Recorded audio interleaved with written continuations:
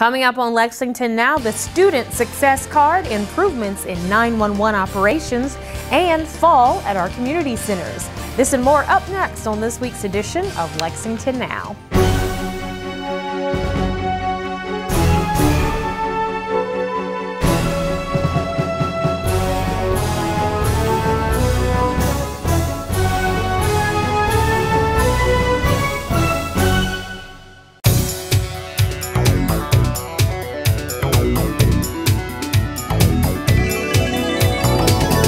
I'm Sherelle Roberts-Pierre, and welcome to another edition of Lexington Now, where we take a look at the news that shapes your urban county government. The Fayette County school system has a motto: it's all about kids, and that's aimed at ensuring that all kids achieve at high levels and turn into well-rounded people.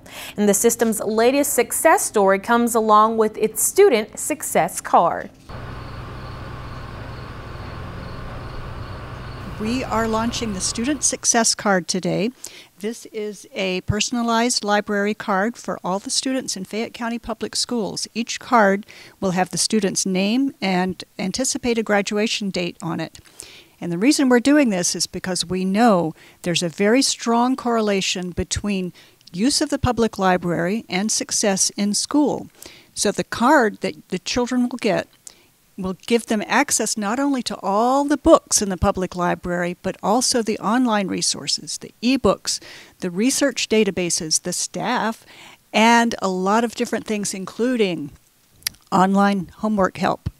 So we're really excited about this. It is a partnership that has been, as Doug said, a long time in the process. It's just another example of the strong work that we do with the Fayette County Public Schools and Lexington Public Library for the benefit of our community's children. So we're very happy about launching this. Thank you. We've worked on this all last year, and I talked about it to the students last year, and finally we're doing it.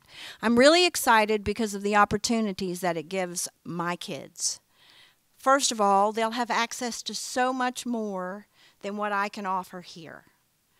Books, electronic books, movies, computers, programs, all kinds of things that as a school we don't have the funding to offer. So this is going to open doors for them that have been closed. Many of our students did not go to the public library, so our ambassadors are going to be our excited folk. They're going to go out and let all the kids in their classrooms know how great the public library is, and they're going to be able to access books that they couldn't before, especially with the e-books, because many of our students do not get to go to the public library physically, and they'll be able to use their cards here at school to get e-books, to listen to audio books, to get homework help, all kinds of things. So I am very, very excited about this program for our children. I want to thank the Public Library for this partnership. Been very excited about it. Like both speakers have mentioned, this has been a long time coming, and it's finally here. What I wanted to talk mainly about this morning is to you, the ambassadors. This is a great leadership role for you. You know that we talk about leadership all the time here at Arlington Elementary, and this is just one step towards your leadership skills. It's going to be your responsibility to make sure that all of our students get their lovely new library card. And we also want you to remind the students to use them. Make sure when you see them at lunch or recess or passing them in the hallway, have you used your library card? It's so important. And boys and girls, you know that Ms. Lippert has talked about reading is the key to everything. Everything. So having access to the library card is going to be able to let you read at a very wide variety level. So we're very excited about it. I'm excited about you leaders. Looks like a great group.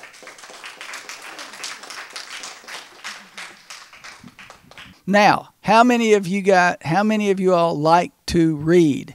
How about Catherine? Yeah. You like to read? Yes. I like to read fairy tales. Oh, I like to read. How about you, Simone?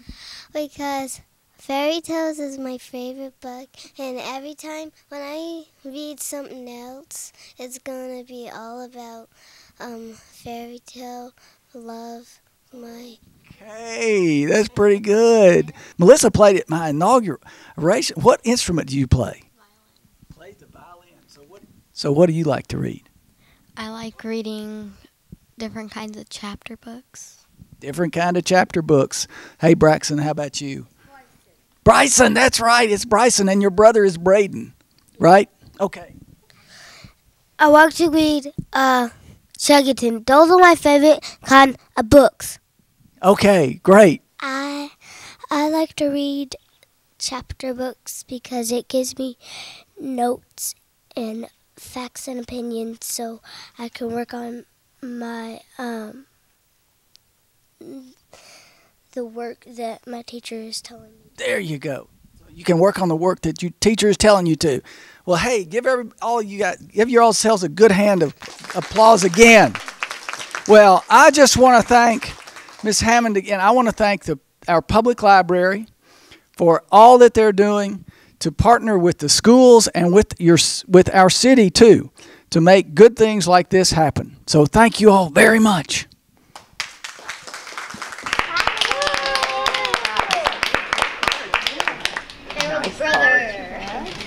All right, Isidra Franco.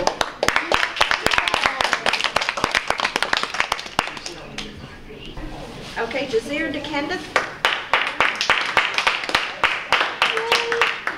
Nevaeh Gonzalez. Jazir, here's your backpack. For more information, you can log on to the city's website. It's lexingtonky.gov. When you call 911, you need someone to pick up the phone and get you help as fast as possible, no matter the day, time, or circumstance. And that's why 911 Director Robert Stack is making some small changes that are making a big difference in 911 operations. 911 is serious business, which involves high stress and life or death situations that must be handled quickly and correctly. Okay, we'll send somebody over there to check it out, okay? In order to make sure the hundreds of thousands of yearly 911 calls are properly handled, 911 Director Robert Stack is implementing some changes. So has it been busy this morning? It's been steady, but not too bad. Not too bad for a Monday morning. Right. Which are aimed at improving customer service and quality control. These workers have a very narrow time period to get the call answered, to get it dispatched. A minute and a half at most. That's the golden window of what we'd like to see. But speed doesn't mean sacrificing quality. Efficiency in operations is key. Do we capture the information that is required for a call? Do we show empathy when talking to someone who's calling as a victim of crime? Do we capture the location where this event is occurring? Because that's probably the most important thing we've got to get from the beginning is where are you? Especially in the digital age where most people are calling from a cell phone today versus a landline. Stack says getting the basics on the 911 level and your first name? And then sending police or fire to gather the rest of the essential information on scene is key because in 911 there's always more calls coming in behind the one we're dealing with. Thank you for holding. Have you been helped? Stack says the changes 911 is making ensures that those people will quickly find a helpful voice on the other line. For more information about improvements in 911, you can log on to the city's website. It's lexingtonky.gov. And coming up after the break, we'll tell you what's on tap this fall at the city's community centers.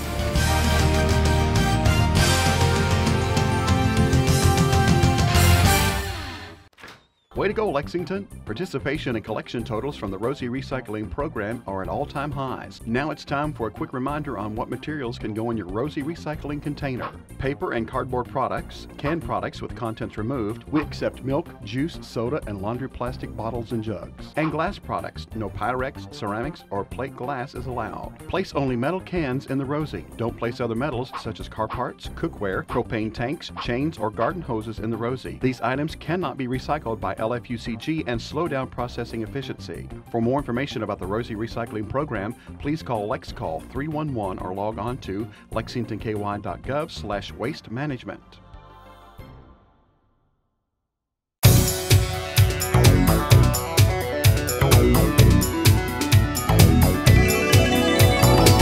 Welcome back to the show. With the arrival of fall, Lexington Parks and Recreation is kicking off its fall activities. Jill Chenault with Parks and Recreation tells us what you can look forward to and how you can get involved. I am Jill Chenault Wilson, and I am the Community Center Director at William Wells Brown Community Center, and we are a part of Lexington Parks and Recreation. Monday, September the 14th, all of the community centers in Lexington will open their doors for our fall season. Besides William Wells Brown, there is also Castlewood, and the director there is Tyrone Groves. Then if you want to go to Kenwick Center, our director there is Stephanie Bowen, and they're located at 313 Owsley Avenue. We have one more community center, Dunbar, and the director there is Helen Smith, and they're located at 545 North Upper Street. They're also open Monday through Thursday from 4 to 9 and Friday from 4 to 7. William Wells Brown is open Monday through Friday, 5 to 9, and we're actually open on Saturdays from 10 to 2. All of these community centers, all of our services are free. There's no cost to participate, unless maybe in the summer we have a camp, there may be a small fee. But right now you can come by and have free fun at all of our community centers. Some of the activities that we host at William Wells Brown and the other centers are organized sports games. We have arts and craft classes for our youth. We also have cooking classes. We do a girls group and a boys group here at William Wells Brown to kind of incorporate leadership development and self-esteem. We have a book club. We also do gardening that's seasonal. For our adult wellness, all of the centers have Zumba. And here at William Wells Brown, we also host aerobics for our young adults, our adults, and the seniors have aerobics on Saturdays. So if you want to come by and get physically fit, you can utilize our weight room here at William Wells Brown. We have personal trainer. We also have a weight room at Dunbar Community Center, free of charge. So come on out, guys, get some health and wellness, learn about what we do, the cool things through Parks and Recreation here in Lexington, Kentucky. So feel free to drop by any of our community centers and get the information. The website for all of our Parks and Recreation information, all of the community centers, is lexingtonky.gov/parks. We also have a Facebook page, so you can like us on Facebook. For any information on parks, just check out the website. Again, it's lexingtonky.gov/parks, or give us a call at 288-2955. For more information about activities that you can get involved in, log on to the city's website. It's lexingtonky.gov. And even though things are cooling down outside, things are heating up at Lexington Senior Centers. Here's a look at what's going on at our senior centers this fall.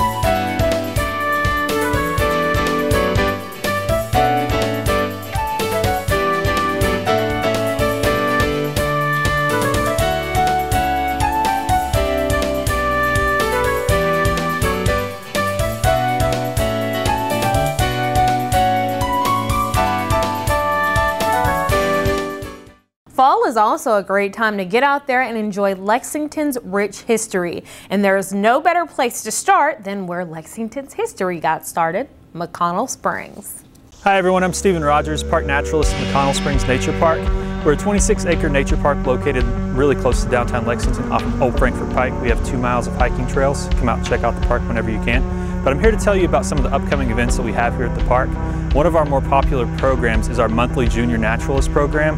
September's program, which is going to be on September 19th, is going to focus on grossology. So we'll actually be talking about some of the more disgusting but cool features that animals use to survive in the world. So don't be afraid to get your hands dirty. That program starts at 10 a.m. In October, we'll be having our Little Goblins Galore Halloween event. And at that time, kids can come through, trick or treat on our trails, participate in some games and activities, and have a good, safe time here at the park. And then for our Junior Naturalist program in November, we'll be having Birds of Prey, where we'll have Dr. Tom Sproat with Critters in the Classroom. We'll be bringing live animals to the park for an up-close, in-person, live encounter. So be sure to come out and check out these programs and other programs. And be sure to check out our calendar of events and www.lexingtonky.gov/parks for all future programs and events at this park and others. And whether you're headed out to explore Lexington's history or you're just going to work or school, you want to know how traffic may affect your trip, and that's where the Division of Government Communications has got you covered, especially in the mornings with our show, Crosstown Traffic. The show airs live weekday mornings from 6:30 to 8:30 and gives you the most up-to-date traffic news and even a street view with our live cameras so you can see where the delays are before you even leave the house. Remember, that's Crosstown Traffic, only on GTV3. Now, here's a look at this week's lane closure report.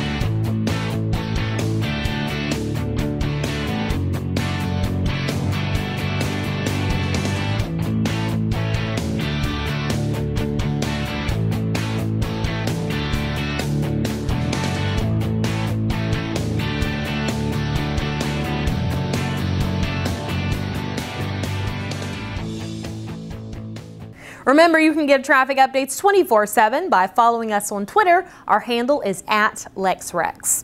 It's going to be another busy week here in the Urban County government. Here's a quick look at what's on the schedule, but for a complete listing of meetings and events, you can log on to the city's website. You know where to find us, lexingtonky.gov.